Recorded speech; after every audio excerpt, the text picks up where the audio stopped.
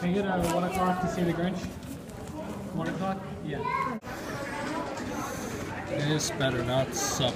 I'm the Wild Reviewer, and welcome to day 9 of 25 Wild Christmas Review Days. Today, very similar to A Christmas Carol, I'm going to be touching upon a movie that has been remade a few different times. In fact, the original isn't even a movie, it's a 30-minute special. I should probably stop just hinting what it's gonna be. I'm talking about The Grinch today. Now, as you know, there are 3 different Grinch films. There's the 30-minute television special, which isn't even considered a film, but some people do. There's the Jim Carrey live-action Grinch, which came out back in 2000. And recently, they just came out with the new CGI Illumination Grinch movie. I went to go see The Grinch specifically today. So I saw it a few hours ago. So when I touch upon that specific film, I'm gonna give it a little more extra love because this is the first time I'm seeing it,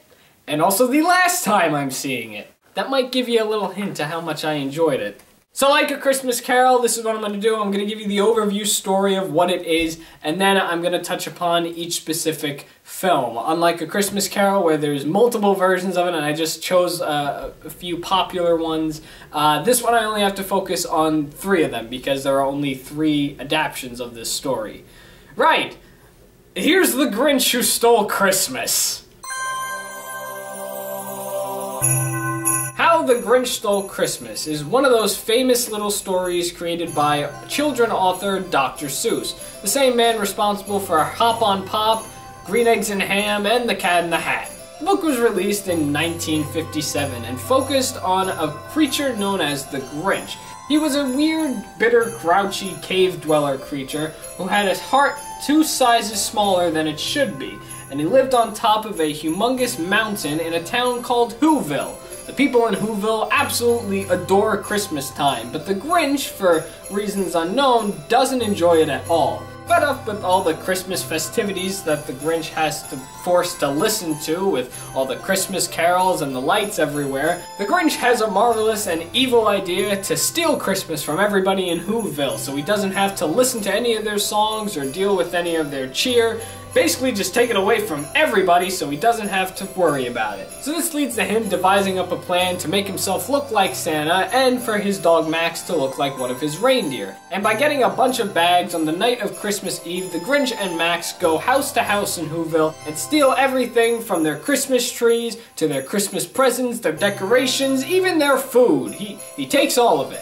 Eventually, the Grinch has possession of all the Whoville's Christmas stuff, and as he's about to push it off of the highest mountain on Whoville, he notices that as all the Whos awake, they don't exactly seem upset, but rather are the exact same. Because the Grinch realizes that even though you take away the Christmas tree and the gifts and the food, you really can't take away a holiday. The Whos all get together, sing their huge song, and that gives the Grinch some insight that maybe Christmas means a little bit more than just presents and lights and trees. It might mean a bit more than that. This leads to the Grinch's heart growing to the size that it's supposed to be, and he ends up changing his ways by giving all the Whos their Christmas stuff back, and even going to one of their Christmas dinners. It's a very simple story, it's very clever as well, and it's very heartwarming when you think about it in certain ways. So, how is it ruined? I mean, adapted into media? Well, I guess we should first start with what started it all being part of the media world, that being the 1966 30-minute television special, How the Grinch Stole Christmas. I have to say, for all the things that have been made into television series or movies or even shorts that were based off of books, I think this is probably one of the only stories that actually sticks to its main story. I think the length of being a 30-minute special actually fits what's supposed to be consistent in the story. Because from my memory of watching How the Grinch Stole Christmas, I don't recall anything that was not in the book to not be in the special. This is like spot on with everything. The animation is obviously spot on with it. It looks exactly like Dr. Seuss characters are supposed to look. Both the Grinch and the narrator are all voiced by a man named Boris Karloff. And I think he does a really great job voicing the Grinch and narrating the story. I mean, you can kind of tell maybe they're the same person, but the Grinch is so much more like evil toned with his voice, and the narrator is just, you know, narrating the story. So I think the voices are really good. Being a 30-minute special, you're not going to get that much interaction with other characters. So the only other characters in this other than the Grinch and Max is Cindy Lou. That's the only other character that has a major speaking role. All the other Who characters, they obviously have speaking roles. They sing, but you don't get much dialogue from each one of them. So it's really only the song that you hear them. Which personally I don't think is a bad thing. Again, this story is being what the story is, and it's basically the movie version of what the book is, only you can actually read along with the special because everything's on point with everything. The other thing I guess I should talk about with the Grinch is obviously the song. The song has become an absolute classic. I can't go one Christmas without hearing the song, and that's not just my instincts, it's just because it just happens. Like, I'm listening to the radio and it'll just play. I can't escape it. The song has obviously become an iconic song. The whole entire Grinch has become an icon for the holiday, so I think that's really cool. I enjoy watching the special. I haven't really seen it in a while. I mean, I saw it for this, but you know, it's been a long time since I've actually seen it. So yeah, it was a nice little breath of fresh air to check it out. So what about everything else? What about the other two?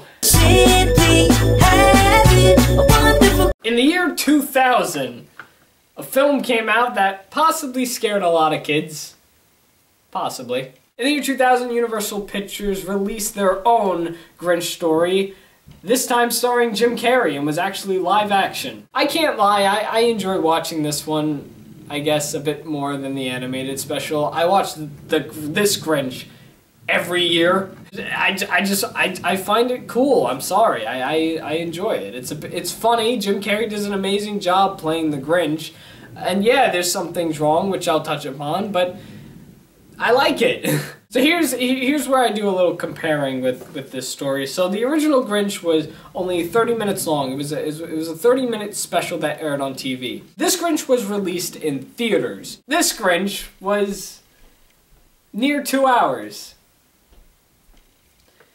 No, we did not spend the whole movie watching him go house to house stealing things. In this film, we see a little more development, I guess, with the Grinch character, which is one main problem that both this one and the new Grinch have. I think one of the great things about the Grinch is that the original story claimed that nobody knows why the Grinch hated Christmas. We don't see in the special why he hates it. It doesn't even say in the story why he hates it. The exact line is, you know, don't ask why, no one knows the reason. So us being the viewer, we're not supposed to know either. But we're just handed in this film why he hates Christmas. Obviously, it's not right away in the beginning, but at some point in the middle of the film, we do get a little explanation to why he hates Christmas, which I don't think we really needed. The whole reason he hates Christmas is because when he was little, supposedly in this world, babies come from the sky. And he was an interesting little baby, being different from everyone else. He was green and hairy. So he lands on the doorstep of two women, and they raise him, and at first he likes Christmas. And while he's in school, he's obviously a young kid. The one thing every young kid goes through when they're in middle school or any sort of school is they have a crush, and especially at his age. They introduced this one character, Martha May, in this movie. They introduced a few new characters, but in this one, Martha May serves the role as the Grinch's crush. And they were doing like a Secret Santa type thing in his school, so he was making her a gift. But all the kids make fun of the Grinch because of his hair on his face. So he makes Martha the gift, and then he looks in the mirror and notices, yeah, he's got hair. He doesn't want to be made fun of anymore, so he shaves himself, which is not a good idea. The next day, he's giving the gift, doesn't even fully give the gift to Martha because he gets too embarrassed because everyone sees that he cut himself while shaving. And that leads to his hatred to Christmas. And he just ran away from his two parents and now lives on a cliff. Great not knowing the reason why. I'm not gonna say that weakens the whole story. I mean, we get a little insight to why he hates it, but again, I think the one great thing about this story was we didn't know why. Why couldn't they just accept the fact that we don't need to know why he hates Christmas? I think that probably would have made things even better. I mean, sure, people are gonna be curious, but we don't need to go into the history of a children's book character, especially to know where he came from. Now again, like I said, they introduced a few more characters in this. It's not just Grinch and Max and Cindy. We get Cindy's parents as well in this. Her dad, Lou, is heavily used in this film. He's kind of like the main guardian that looks over Cindy. And although Cindy has a mom, you know, we see her occasionally. She's there throughout the whole entire film, but we get a little more time with Lou than her mom. What's her mom's name? Betty. We get a little more time with her than Betty. And then we have, you know, Martha May again. She plays the role of his love interest. And then we have the mayor. We get to meet the mayor in this film, who's played by a male. I said it before, but to go a little more in detail, I think Jim Carrey does a really great job playing this Grinch. Whenever I think of the Grinch, I'll think of him because he's just absolutely funny in the role. He's got like the attitude and the motivations of the Grinch spot on, and his voice is perfect for it. I'm not going to say Boris didn't have a great voice as well for it. I think equally both Jim and Boris had a perfect voice for the Grinch. You'll see why I did that. Of course, being a remake, they are retelling the story of the Grinch. However, they add a lot of things to expand it to be movie length. And the one thing that makes this stand out from the TV special is they actually have the Grinch do things with the Who's. There's this holiday cheermeister that goes on in Whoville. And this kind of gives away the plot that in Whoville, they're trying to go more out with Christmas by doing all these competitions. Like they do a light decorating competition, there's a food competition, there's all these like challenges and competitions that go on that's part of the Cheermeister. And we get a really big bond between Cindy Lou and the Grinch because she's just so curious to know this character, like what's he all about, which is the main reason why we get a little backstory of him.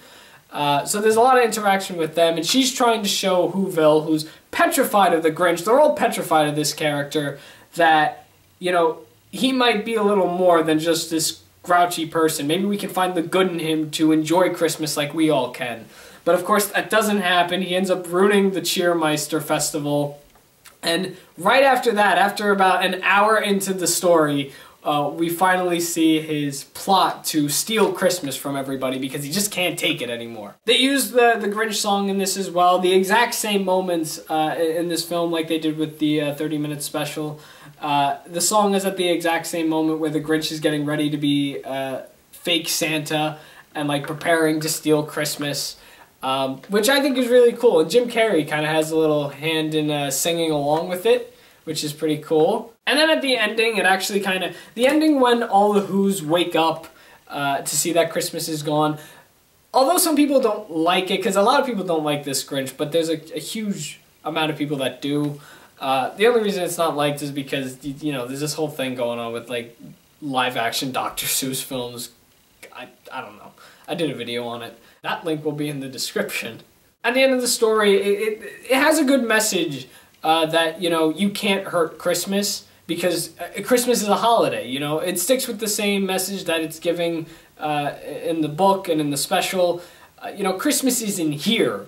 You know, you can't get rid of a holiday. You can't cancel it. You know, Christmas is what you make of it. You don't need all these competitions and trophies and awards, which ties back into everything that was going on in the film earlier, which definitely helps the Grinch get a better understanding that Christmas, yeah, it's more than all this stuff, and it just opens his eyes. So I really like that message, and I think it worked out very well. Overall, I really enjoyed this Grinch. I enjoy watching it every year. I know some people don't like it that much, but I look forward to watching this Grinch every year, and compared to the special, yeah, it's very different. There's a bunch of stuff we don't need in it, but it's kind of become a classic on its own. The new Grinch, that I really wish did not exist. Simply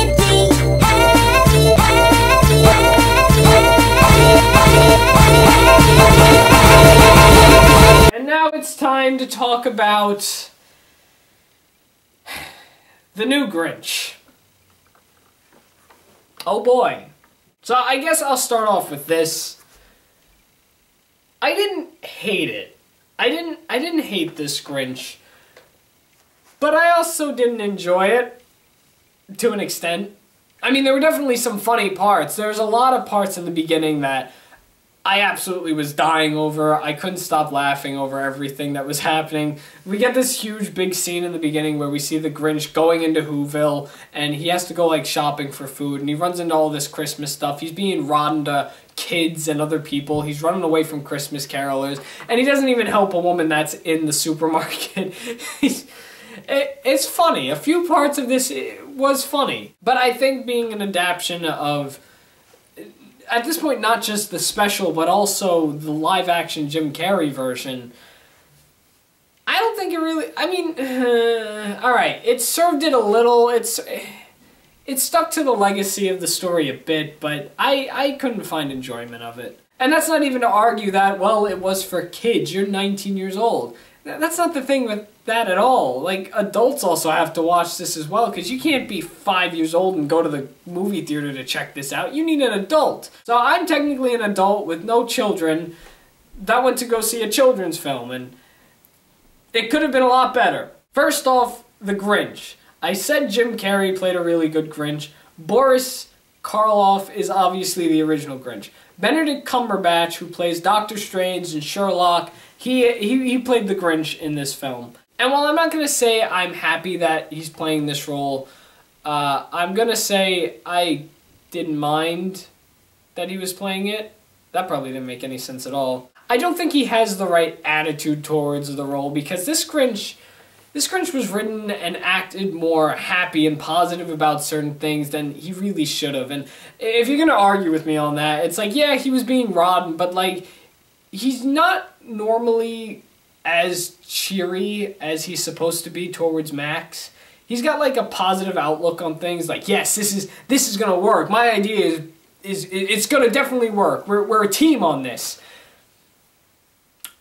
No, he's not like that. He's supposed to be grouchy. He's supposed to, like, growl at things and, like, scarf at a bunch of stuff that he's disgusted by. I mean, even when he's looking down at Whoville and everybody's singing Christmas carols, like, it doesn't even look like he's interrogating them inside his head. He just looks like he's just staring at them. In fact, half the time he is staring at them. Because, like the Jim Carrey one, we have to go into why he hates Christmas in this one, and I kind of knew it right from the start because they showed a little clip of it in the trailer. He was in an orphanage, and nobody really cared about Christmas. He didn't have a family to celebrate with, and that's why he hates Christmas, because he's lonely. They've made this Grinch very lonely. When we had the original Grinch, who just hated Christmas altogether, and then Jim Carrey's Grinch, who was very similar to the original Grinch, who just hated Christmas because, yeah, we got a little explanation, bad childhood issues, but now we have this Grinch who only hates Christmas because he's lonely. Why are we giving this character a reason to hate Christmas? Are the words "no one knows the reason" that invisible to ignore? But like I was saying, Benedict Cumberbatch, although I didn't mind him playing the Grinch, I think maybe he should have been a little more grumpy, and I think maybe they should have written the character to act a little more grumpy, because I feel like he was a bit too cheerful in this one. Again, there are moments where he was rotten, he pushed over a snowman, he just doesn't care about certain things, but I saw him liking things more than I saw him hating things, which I think is a really big problem when it comes to dealing with a character like the Grinch. Another thing interesting was the fact that the Grinch is actually known around Whoville, like he is in the first two, but people don't mind that he's there, which doesn't make any sense at all. In the special, we never really got to see him interact with any other Who other than Cindy.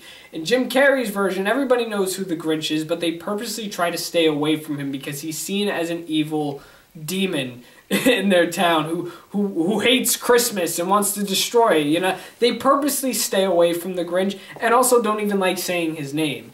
In this one, he's just walking around undisguised and people are just like, hey, it's you! Hey, come do Christmas stuff with us. And he's just like, no! Why couldn't we keep him like one of those mysterious creatures that lived on a mountain that people don't like to talk about because he brings the mood down.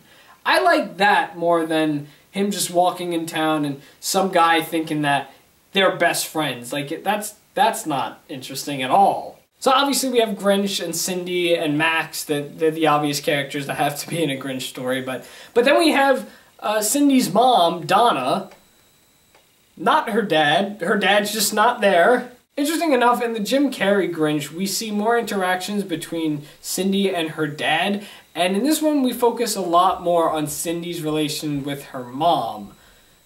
That's just something I found very interesting. And then you have this other character named, what's his name? Brickle Blom. Okay. He's a very jolly, festive citizen of Whoville. He lights his house up so bright that the Grinch hates looking at his lights. And then there's a mayor in this story, but the mayor is a female. I just thought I'd throw that out there. I mean, I said the first one was a male, so. There are a few other secondary characters, like Cindy has a bunch of friends in this story that help her out with her thing, which is another thing. The plot differences between this one and the others is like extreme because as in the first one we just have a simple the Grinch is stealing Christmas story the way it should be, and in the Jim Carrey one we got this cheermeister thing and Cindy's trying to get the good out of the Grinch. This one we got like two different stories going on at once. We have the Grinch story and then Cindy's story, and what's really aggravating is that these two really don't even meet. Like, they do, but they don't. In the original version, in the original special, Cindy only meets the Grinch when he's disguised as Santa. So Cindy doesn't even really get to meet the Grinch until the end of the film. And in the Jim Carrey one, Cindy wants to learn about the Grinch and has this big bond with him, trying to get him to accept Christmas and become a good person. In this one, they interact once. She doesn't even really know who the Grinch is and doesn't really question him. And that's kind of it. We don't really see them interact again until Christmas Eve night where they're supposed to first meet. But then they meet again at the end where they're supposed to meet. The ending's a whole nother thing as well. But in this film, Cindy's trying to catch Santa because she wants to meet him face to face and have a personal conversation with him. And the Grinch just spends the time getting ready to steal Christmas, which is actually something I was surprised at about this film. They get right to the point where he wants to steal Christmas. So the first half of the film, we see him like trying to accept all this. He's like, this is too much. And then the other half, we see his progression on trying to steal Christmas. The only thing is we see his progression over a few couple of days. So we actually see him get the sleigh, and he wants to get more reindeer. He gets a reindeer named Fred, which I don't think was necessary at all, because he played like no role in the film other than to make jokes that the theater didn't even... The people in the theater didn't even laugh at them half the time. And yeah, and then he just shows up at the ending to save the Grinch. And that's it. So that's been interesting with the story. As for the ending, because I said that's a whole nother thing, between these other films, The Grinch, when it ended, in both two adaptions of it, when he gave all the stuff back, that kind of showed the ending of the film. And he admitted he was sorry, and they all accepted him back. And they were like, okay, you could be one of us now. And he goes to a Christmas dinner. That's how it is in both films. In this one, we get a good 6 to 7 minutes before the film actually ends after he gives all the stuff back. Because rather than... He says he's sorry, but rather than letting him accept his apology, he just walks away in sadness. Is like, yeah, I've ruined Christmas. I'm sorry. And then Cindy goes up to his house and invites him to dinner, and now he's having an interaction with all these other people, and it's why? And then let's talk about the song, because that's also another disappointment. So the Grinch song was actually sung by Tyler, the Creator, and I'm not a huge fan of his. I have nothing against him personally. I'm just not into the music that he makes. I'm not much of a rap hip hop person. So I don't really listen to his stuff much. Again, I got nothing against him. I I'm just not into his music, and I wasn't really into his adaptation of the Grinch song. In fact, I don't even want to consider it a cover. I think of it more as a remix. And it wasn't even played at the exact time that it's supposed to. In both the special and film, it was played when he was putting together a Santa costume. In this movie, we get that Grinch song right at the beginning. And what we get at the part where he's supposed to be changing into Santa, we get a completely different song.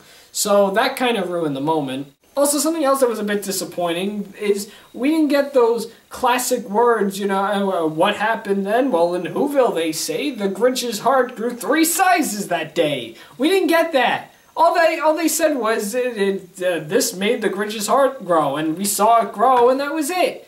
Like, a main factor of the Grinch is we get those lines of his heart growing 3 sizes. You can't even do that right. Clearly, if you couldn't tell, I wasn't a huge fan of this film, but at the same time, I didn't hate it. I thought the animation was very good, but compared to the other 2 Grinch films, I see this more of something that the company thought maybe they could cash in on because it's Christmas time and everybody loves the Grinch, and Universal is paired up with Dr. Seuss, obviously. They've made Horton Hears a Who, and they've made the other Grinch film, The Lorax. They're going to be making another Cat in the Hat film. I think this was a remake that did not need to be remade. I personally think it was fine the way it was in both stories. In fact, I think out of all these 3 films, I prefer the Jim Carrey one. And I only say that because it's got a lot of laughs. I enjoy watching it. Jim does a really great job playing the character. But also just because I get a little more entertainment from it. I would say in second place, the original would be in that spot, only because it's the original, and although I enjoy watching it, it doesn't have that much intense stuff going on like the Jim Carrey one does, even though this is what the Jim Carrey film is based off of. This one would definitely be in last place. I would not mind if I never saw this one again. Something else that bothers me about this film is the fact that the Grinch is like this master inventor now, and he has all these gadgets to help him steal Christmas. Like, he wasn't even doing most of the work. It was just like he would press a button and everything would just, like, come together and he would steal things. Like, actually do something. There were some parts where Max was just sitting when he was going house to house. It's like, the comedy here is that Max is supposed to be pulling the sleigh. What good is it if you don't even have that happening? So, when you put all that together, The Grinch entirely is a really good story. It just matters on which version you like. Some people may like this one, some people may like the Jim Carrey one, and some may like the original. Again, for me, I like the Jim Carrey one, but the original isn't bad either. The new one, I would not care if I ever saw again, but you might be different. You might have loved the new one if you saw it, which is why I want to pass the question over to you now. Have you seen the new Grinch film, and if so, what did you think of it? Also, out of the 3 Grinch films, which one would you say is your favorite? With that all said, my voice is starting to go, and I think I've talked about the Grinch long enough. That's all I got for day 9 of 25 Wild Christmas Review Days. Join me tomorrow for day 10, where I discuss a film that, once again, I'm going blind into. I went blind into watching Rudolph the Red-Nosed Reindeer, and now I'm going blind into this film. Only this one, I have never seen before. Like, I saw a few clips of Rudolph, I've just never seen anything from this at all, apart from a trailer. But that's all I've seen. So it's going to be very interesting. This little review tomorrow. But what is it? You're gonna have to come back to find out. I'm not, you could watch the end card, obviously. You'll know what it is. So with that all said, thank you for watching The Wild Review. I'm The Wild Reviewer, and you just saw me review a thing.